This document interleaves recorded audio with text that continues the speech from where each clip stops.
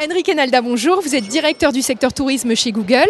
Absolument. Est-ce que vous pouvez nous dire quel est l'intérêt pour Google d'être là aujourd'hui ?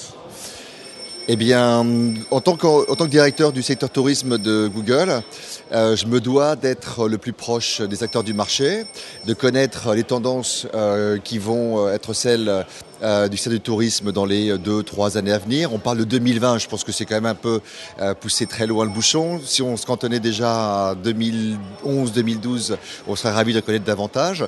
Et puis, bien évidemment, Eventis organise systématiquement tous les ans ou plusieurs fois dans l'année des événements comme celui-ci qui nous permettent de se retrouver entre acteurs du marché pour faire avancer les choses. Justement, faire avancer les choses, c'est quoi ? Ça vous apprend, ça permet d'un peu brainstormer autour des nouvelles technologies ? Absolument. Je crois que l'idée de faire venir les patrons de sabre qui, bien évidemment, aux États-Unis sont des leaders incontestés dans leur univers pour nous expliquer comment les tendances se développent aux États-Unis est une excellente idée. En France, on n'est pas à 4-5 ans de retard comme c'était évoqué aujourd'hui. Je pense que si on est à 2 ans de retard par rapport au marché américain, c'est le grand maximum. Et je pense qu'il est toujours important pour nous d'innover.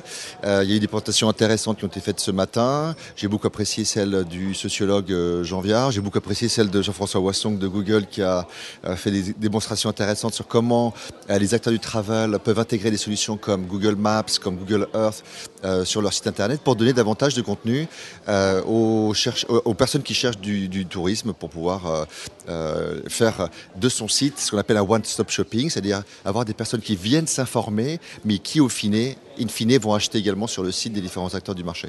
Si vous deviez résumer en un mot les enjeux de demain sur le tourisme et la technologie, que diriez-vous ? Hyper concurrence. Ce qui est sain, c'est-à-dire qu'aujourd'hui, il n'y a pas d'acteurs qui détiennent une part de marché significative dans la partie loisirs. Aux États-Unis, entre Orbitz, Travelocity et Expedia, ils détiennent à peu près, on va dire, un tiers du marché. En France, c'est beaucoup plus atomisé. Bon, il y a un acteur majeur qui est SNCF.com, mais je pense que ce qui est sain pour les acteurs du marché et aussi sain pour les acheteurs, c'est d'avoir énormément d'offres concurrentielles qui existent pour pouvoir acheter l'offre qui correspond le plus à ses attentes. Merci infiniment, Enrique Nalda. De rien, au revoir.